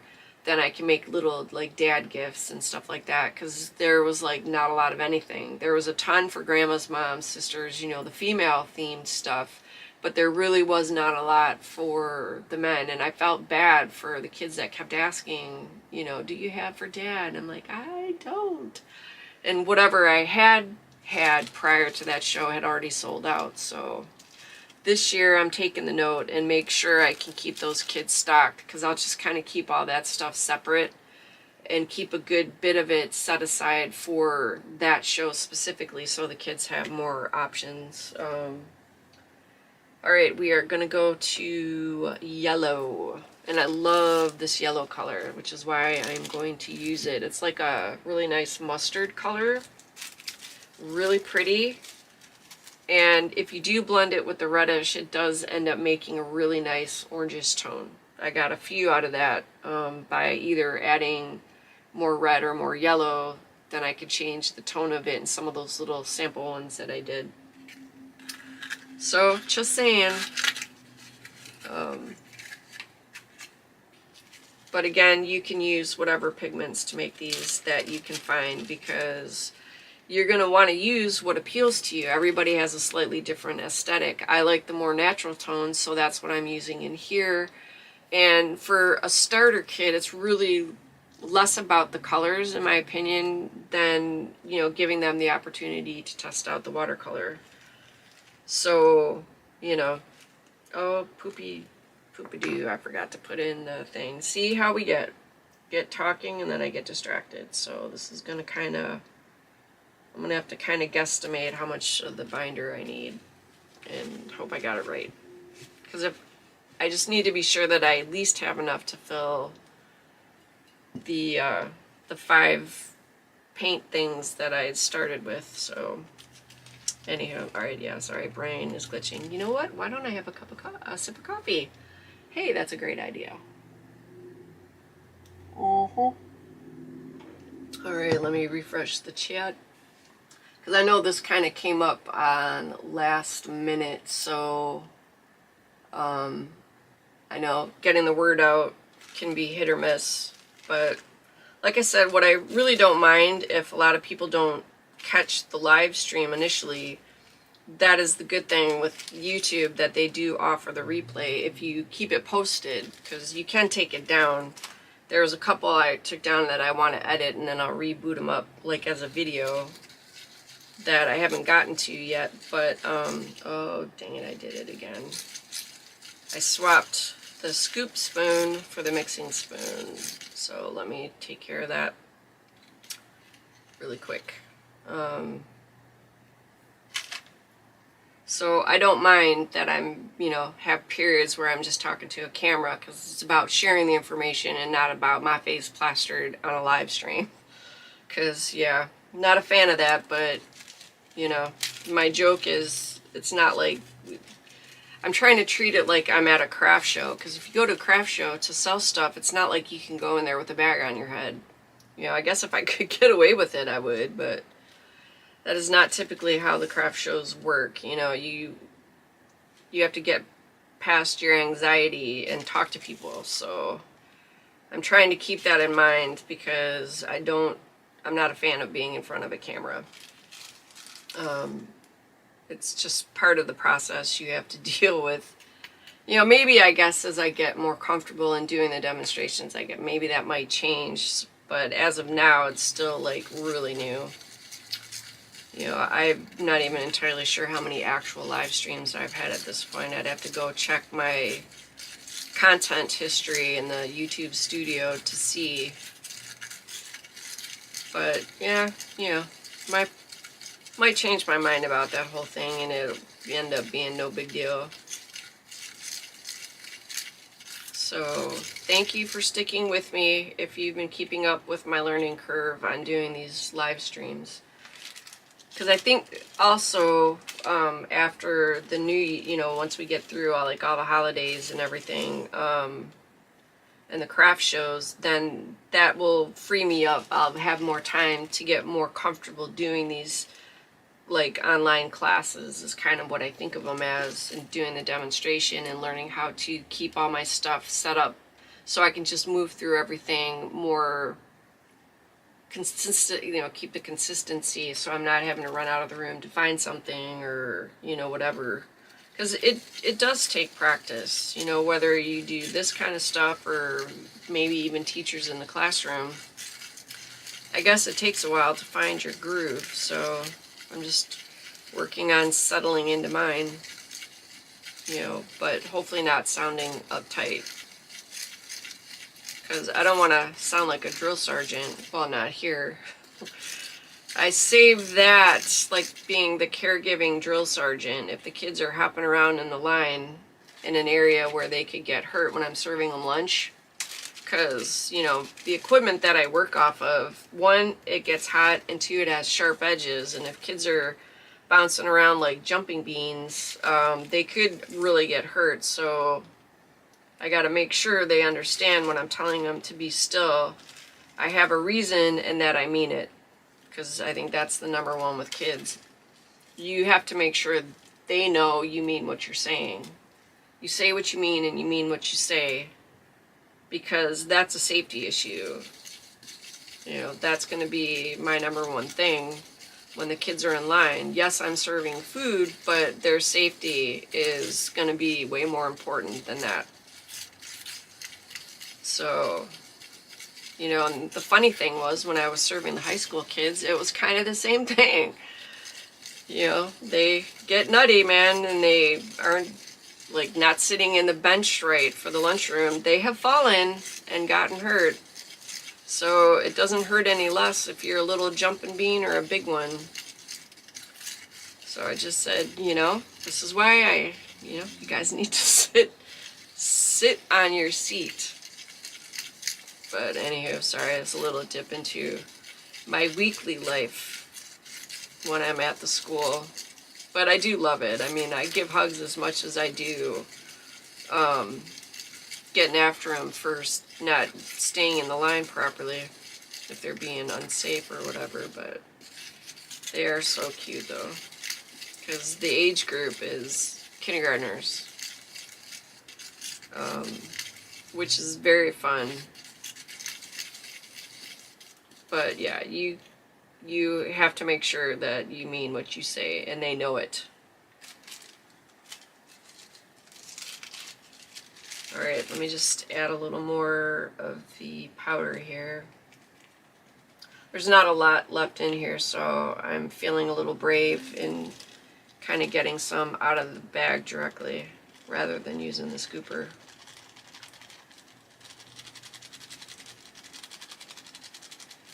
Because, you know, once you get into the process, if you do this, then you kind of get a feel for like how much pigment and what consistency you like the paint to be at.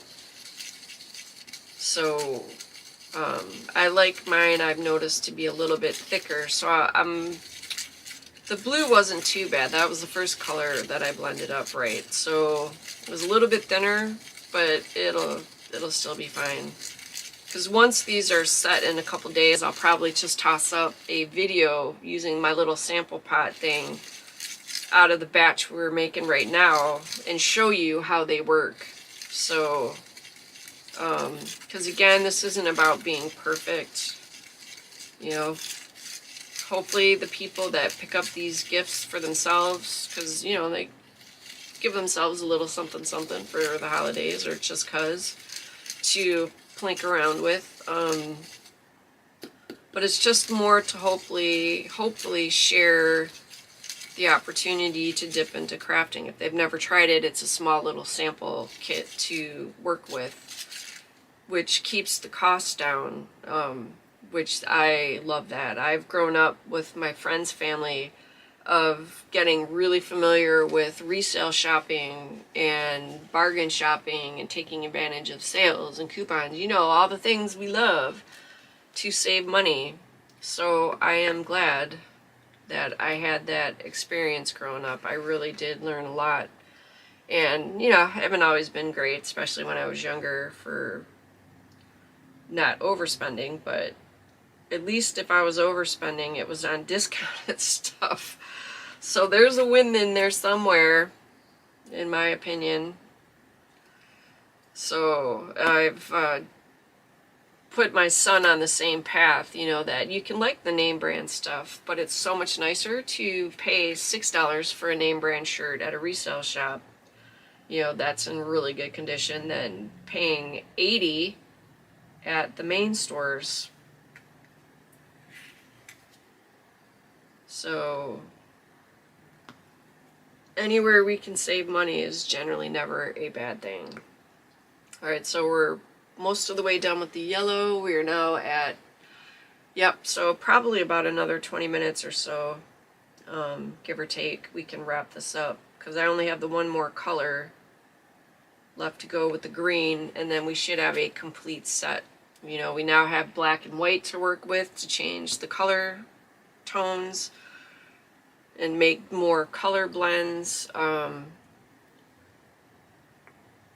and that is pretty much all you really need for a basic set, is just have all the basic colors and something, like I said, with the blacks and the whites to be able to change out the tones depending on what you're doing. And we like that a lot. I really, really, really, really love this mustard yellow. I really do.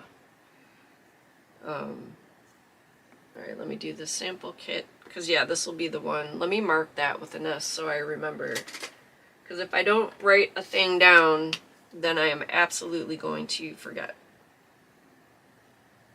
So S for sample. Alright. So thank you guys for sticking with me.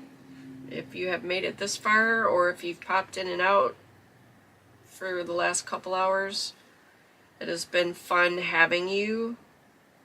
And I can pretty much wrap it up when we get done with the green color, and we'll call it a day. So got the chatty bits in, got the information up and running. You know, what more can we ask for on a beautiful Sunday? And it's finally cooled off. We had sort of like some late summer hot weather here, even though we're now technically in the fall, but it's cooled off a bit now. I think we're going to be staying, I think today might be the last day. It might get to 80 And then after that, we'll be in the mid to lower 70s, which is more normal for this area. So for that, I am grateful. Because the kitchen at my work does not have any air conditioning. It's just literally a little tiny kitchen like you would find in a house is what I have to work out of. So it gets pretty hot in there when it's hot outside. So when it starts cooling off in the school year, I am absolutely grateful for that. Because, you know, a fan is in there, but a lot of the days that does not cut it in keeping me cool. So, alright, final color, and then I can finally get out of your hair for the rest of your day, evening. Is this the, did I already open up a green? Nope, this is the only one I got. Okay, so I'm going to have to be very careful trying to undo this tape.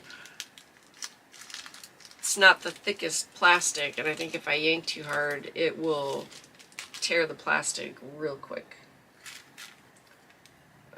Okay, so let me get the base in first this time. Because now that I know we're almost to the end, it's, I'm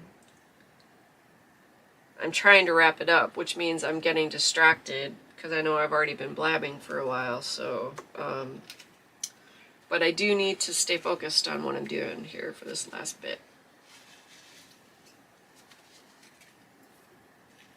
But it really has been so satisfying getting into the stash busting. Oh my lord. I love it. And to finally use up a bunch of those fake flowers that have been sitting in here, I am so happy. Because now I can go get more. In about another week or so, I should be able to finish off the bulk of what's left. With the mixed media, I'm making some more busted canvases and stuff like that to use up the, I had prepped canvas panels last year for the craft show season, but I was never able to get them done, so I didn't have any of those for last year. But now I've got the time and opportunity to finish them off. So I got the one done that I put up in that video, like I said, but I have, I think, 9 or 10 more that I need to finish off. I just have to paint the top part, that's the stretched canvas. That's the one that we cut into to bust it open. And then just bring in whatever decorations I'm using for the opening. Because what I use usually depends on what the focal point is. So, sorry, just getting some more pigment in here. It didn't quite have enough to what I wanted. Let's see if that's good. Because I need to be more precise in planning for things like this. But in terms of actual crafting, I'll have an idea of what I want to make, like the busted canvases. But I don't plan out exactly what I'm doing. I just start bringing stuff in, put it in, try it out. If I like it, use it. If I don't, then I try something else. So I sort of like a free form when it comes to sitting down and doing actual crafting, which is probably why it's going to take a little bit more minute to get into a better rhythm for live streams and demonstrations and stuff, because I'm used to doing the free form rather than being structured, if that makes sense. So definitely going to work on that. And I've also been getting better about not tossing out the fails. I was trying to do a sublimation on the inside of like a reverse canvas thing, but I didn't do the heat element right. I could pull it off with the little heat iron, but I didn't get it right, and I'm like, okay, I'm gonna end up burning a hole through my desk, so I just left it there. Went on and made that first video that came up last night with the reverse canvas. But I'm like, why would I throw this out? So I took a detail pen and sketched around the image to kind of lift it out of the paper or the image better. I think it was just the outline of the girl in the photo image, and then I used that same pen to outline where the edges of the torn paper were, and then painted the outer rim of that, you know, the back side of the canvas panel. I I painted it in black to give contrast. But I had to stop because I almost threw that out, or I was going to cover it up when I got done making the one that went up in the video. But I'm glad I didn't, because we really do need to save our fails. There's so many ways to repurpose the mistakes. You know, I mean, unless you like totally destroyed the paper, it's totally oversaturated or torn or something like that, then that's a little more difficult. But something like failing with the sublimation image yesterday on the inside of the canvas panel, that's totally something you could flip. And if it didn't really look good, then I could have completely recovered it. But for this case, I'm glad I didn't cover it, because, you know, it made it fun to give it kind of that sketch vibe, so I can keep it. I'll probably keep that for myself. That's not what I would want to put out for sale. So I'll just have to flip it over and put one of those photo or frame holding or hanging things on there, those little brackets you can get, and then I can just nail them in with those little tiny nails, and then I can just hang it in here somewhere and keep it. But yeah, save your fails, because again, unless you completely destroyed it where it's not salvageable, you can pretty much find a way to flip anything that went wrong, so you're not wasting the resources. And it also could spark a new technique. So just something to keep in mind when you're in your craft room. Or if you make something and when you're done, you completely hate it. That happens. That is definitely a thing in the craft room. You can also do the same note of just flip it, recover it, slap gesso on there depending on what it is, and start over. So it's sometimes we get the funnest things out of mistakes with what we were originally going to make. So just again, like I said, just a little fun tip to take with you. So okay, so where are we at? We're a little over 2 hours, and I don't have much longer. I'm just finishing blending in the rest of the pigment powder that I wanted to add to get a really nice green, because I like the more pigment obviously means the more saturation, and I like having those richer, bolder colors with the pigment. So I went and added in probably more than I actually needed, but not too much where it was clumpy. I did so much better in the blending this time than I did before, and I'm so happy.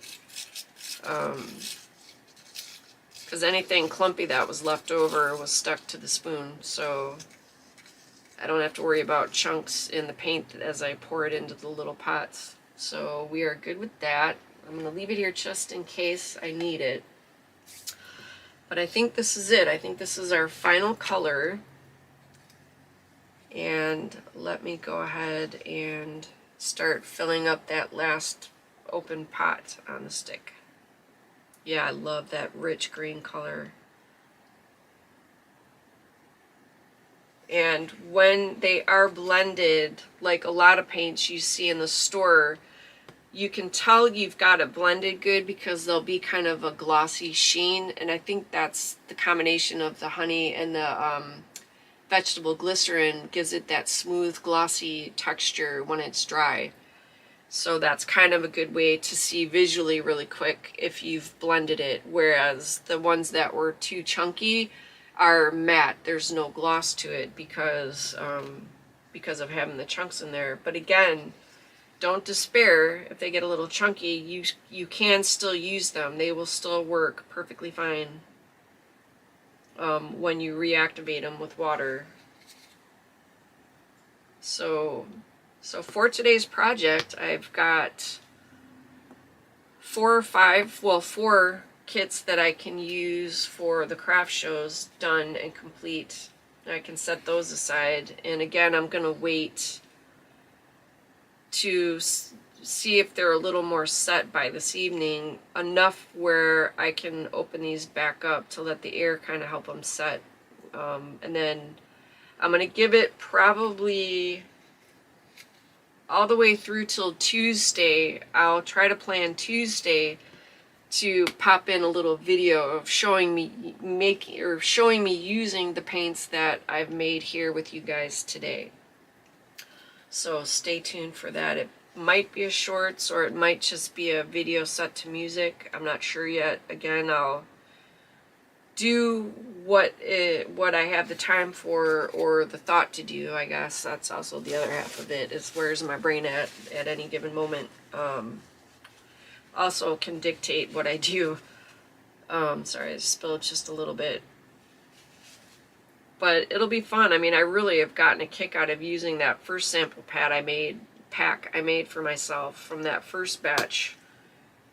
And, you know, the one that went the most was the blue, but I think I said that was definitely my favorite color out of all of them, at least at the moment. That, and then closely followed by the yellow, that really warm mustard yellow. So I used a lot of the blue, so I ran out of that first. So I think what I'll do is I'll sit down and make myself a bunch of blue to use with some more of that base when I'm done with the live stream, just so I have it. I don't think I have any more of those little paint thingies left, the little square ones. So I might just make like a whole one of these blue, because I just freaking love that blue. And then maybe another one of yellow, just so I don't run out if I'm in the middle of something, if that makes sense. So I'm going to go ahead and add green to these partial sticks. And I might have to bring in another one or two or three, because I have a ton in here. I have more than I thought for the green. So let me just kind of pour it out. Because again, I might as well just add in the green and use it up in a new stick, you know, paint stick. So that way I'm not wasting. So let's see, I might just need one more. But it's been fun. I mean, hopefully I haven't been too demented in what I was trying to say. And again, if you're not a fan of like just the BSing, chatting bits, then you can hop around to where I'm giving you guys like the actual information. That's totally good. You know, one, you may not have time to sit and invest in 2 hours today, and as long as you get the information, if it does some good for you, then I am completely happy. Because again, this is a community of we, not a community of me. So, just saying. Alright, I think I can get maybe one more green in here. So, ooh, wow, I really overfilled that one. Oops. Okay. Or it kind of went out the backside. I wasn't paying attention. Alright, I think we're good. Yeah, this is going to be stained, but that's okay. I got this mat off of Amazon. One, because I needed the larger size. And two, I don't care if it stains because it's only being used specifically for making the paints. So I will, however, have to run it through the wash tub and rinse off the excess powder, and then it should just be the stains that are left.